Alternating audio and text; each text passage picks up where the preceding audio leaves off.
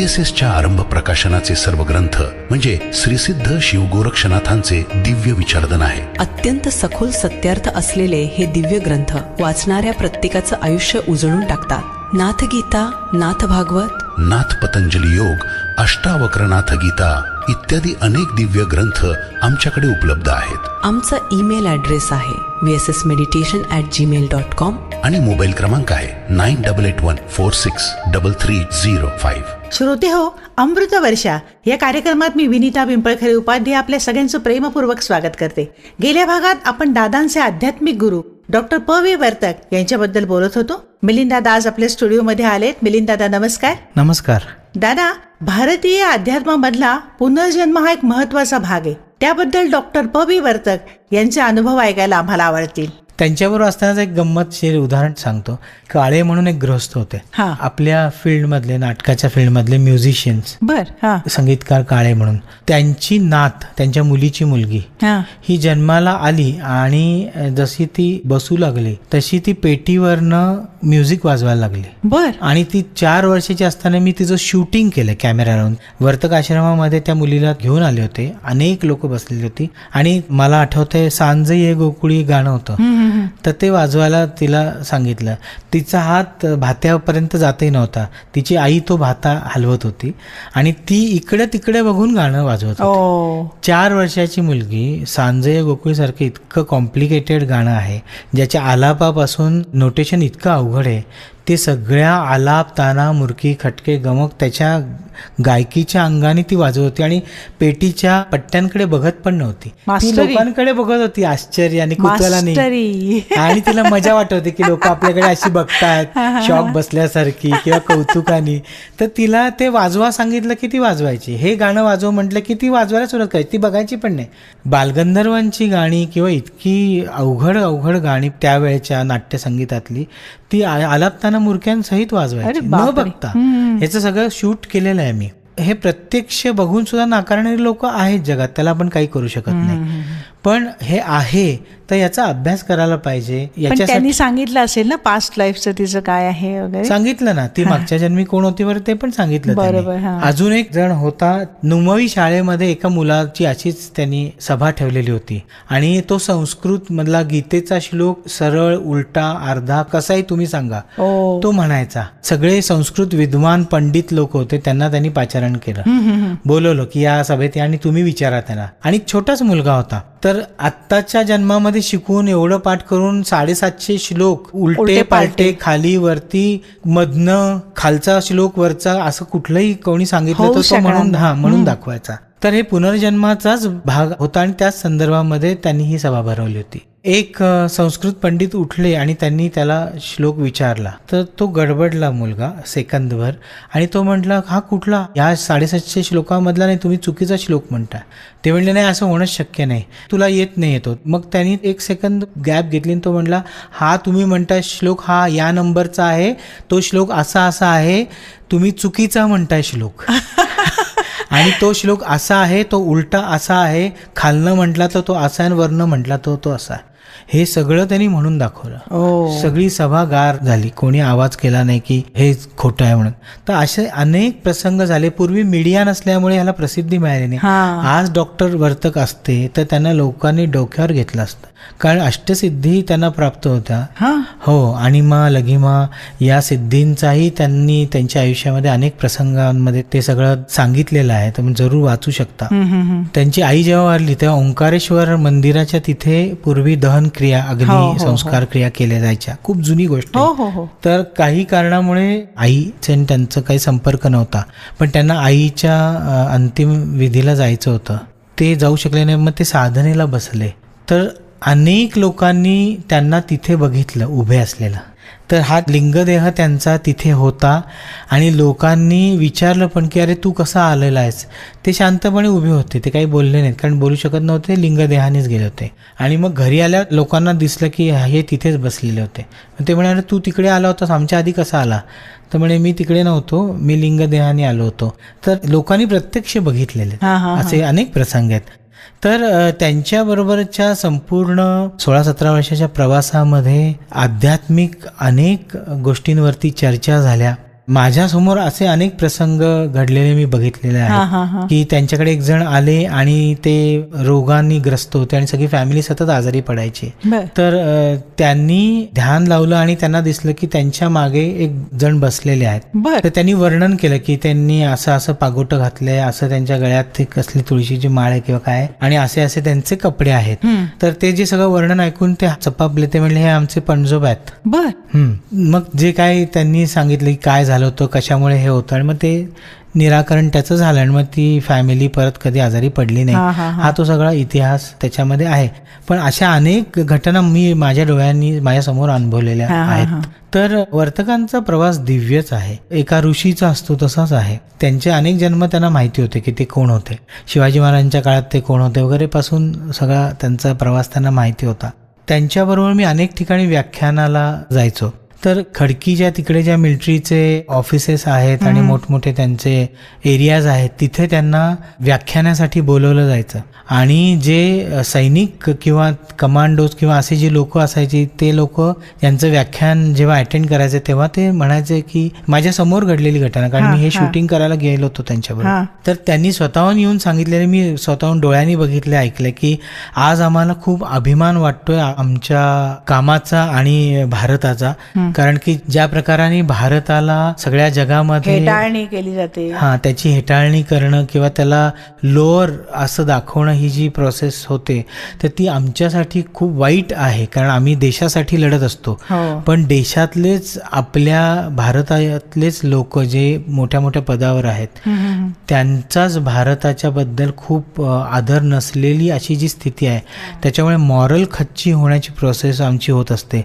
पण आपल्या देशाचा एवढा गौरवशाली वैज्ञानिक इतिहास आहे, आध्यात्मिक बेस आहे, याचं व्याख्यान तुमचं ऐकल्यामुळे आज आम्हाला खूप बरं वाटतं आणि आमचा कॉन्फिडन्स वाढलेला आहे. अशी अनेक लोकांची प्रतिक्रिया मी स्वतः बघितलेली आहे. डॉक्टर फक्त भारतातच नाही तर देशोदेशी जाऊन, विदेशी जाऊन तिथले डॉक्टर्स आणि सायंटिस्ट यांच्यासाठी पेपर वाचायचे, जे म्हणतो ना पेपर प्रेझेंट करायचे, आणि प्रचंड आदर होता त्या लोकांना यांच्याबद्दल. दुर्दैवाने आपल्या देशामध्ये अजूनही त्यांचं जेवढं महत्त्व कळायला पाहिजे ते अजूनही कळलेलं नाहीये. आणि त्यांच्या पुस्तकांचं इंग्रजीत झालं का ट्रान्सलेशन? हो, इंग्रजीमध्ये सगळ्या पुस्तकांचं झालं आणि त्याला खूप चांगला प्रतिसाद तिकडे मिळालेला आहे असं मला कळलं. अमेरिकेमध्ये केलं त्यांनी. अमेरिकेमध्ये. हे मात्र असं सत्य आहे की ज्या मानाने इतक्या वेगळ्या पद्धतीचं काम भारतामध्ये केलं जातं तेवढी त्याची दखल घेतली जात नाही, आणि बाहेरच्या लोकांनी कौतुक केलं की मग दखल घेतली जाते. पण हे आपल्याकडे आधीपासूनच आहे ना. स्वामी विवेकानंदांच्या वेळेलाही असंच झालं. योगानंद जे होते स्वामी, त्यांचंही तिकडे कौतुक झाल्यानंतर मग भारतामध्ये साक्षात्कार कोणतरी ग्रेट आहे. स्वामी राम ते पण भारताच्या बाहेर प्रसिद्ध झाले, मग इथे आले. ओशो. तर हे असं होतच. ही आपली मानसिकता आपल्याला बदलायला पाहिजे. खरी गोष्ट. सगळ्यात महत्वाचं मला असं वाटतं की आपण पाश्चात्य किंवा बाहेरच्या विदेशी लोकांनी सांगितल्यानंतर किंवा आपल्याच देशामधल्या लोकांनी काहीतरी सांगितल्यानंतर आपण ते मान्य करतो किंवा फॉलो करतो. त्याच्याऐवजी आज अनेक ग्रंथ उपलब्ध आहेत, अनेक मीडियामध्ये माहिती उपलब्ध आहे. अभ्यास केला पाहिजे स्वतः, तर आपल्याला आपल्या भारताचा इतिहास आध्यात्मिक, वैचारिक, ऐतिहासिक, सामाजिक सगळ्याच दृष्टीने भारतासारखा देश जगात कुठेही नाही. कारण सगळ्या जगाचा बेस, आध्यात्मिक बेस जो आहे तो भारत आहे, आणि धर्म जो आहे किंवा धर्माचा बेस आहे तो भारत आहे. आणि धर्म म्हणजे हिंदू धर्म या अर्थाने नाही, वैदिक धर्म. वैदिक म्हणजे वेद म्हणजे ज्ञान, ज्ञानाचा धर्म हा एकमेव भारतीय धर्म आहे. आणि तो गेला तर सगळा अधर्माचाच आपल्याला बाजार मांडलेला दिसतो. धर्म याचा अर्थ विचार आणि आचरण. हे जर धर्माप्रमाणे म्हणजे योग्य विचार योग्य आचरण केलं, विवेकाला धरून, तरच सगळा समाज, सगळं जग सुखाने शांतीने नांदू शकतं.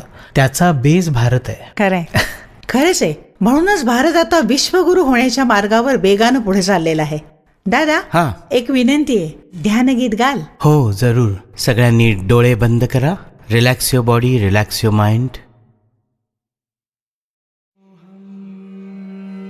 शिवोहम शिवोहम शिवोहम शिवोहम शिवोहम शिव ओंकारा, शिव ओंकारा, शिव ओंकारा, शिव ओंकारा. अकार उकार मकारा, कोटि कोटि ब्रह्मांड रचयिता, कोटि कोटि ब्रह्मांड रचयिता, सबका पालनहारा, सबका पालनहारा. शिव ओंकारा, शिव ओंकारा, शिव ओंकारा, शिव ओंकारा. तू प्रकाश है, नाद ब्रह्म है, तू प्रकाश है, नाद ब्रह्म है. शांत है तू ही अनंता, शांत है तू ही अनंता. तारांगण तेरे हार गले का, तारांगण तेरे हार गले का, चमके हर एक तारा, चमके हर एक तारा. शिव ओंकारा, शिव ओंकारा, शिव ओंकारा, शिव ओंकारा. पांच तत्व है तेरी भुजाएं, पांच तत्व है तेरी भुजाएं. सांस है प्राण तुम्हारा, सांस है प्राण तुम्हारा. चित मन से निर्माण करे तू, चित मन से निर्माण करे तू, हर एक जीवन न्यारा, हर एक जीवन न्यारा. शिव ओंकारा, शिव ओंकारा, शिव ओंकारा, शिव ओंकारा. पिंड और ब्रह्मांड ये सारा, पिंड और ब्रह्मांड ये सारा, आंतर घट में समाया, आंतर घट में समाया. आंतर घट में सब घटता जो, आंतर घट में सब घटता जो, कुरुक्षेत्र है तुम्हारा, कुरुक्षेत्र है तुम्हारा. शिव ओंकारा, शिव ओंकारा, शिव ओंकारा, शिव ओंकारा. शिवोहम, शिवोहम, शिवोहम. खरंच खूप शांत आणि छान वाटतं अशी गाणी ऐकताना. श्रोते हो, तुमचा काय अनुभव आहे आम्हाला जरूर कळवा. विशेष आभार अपर्णा मत्से.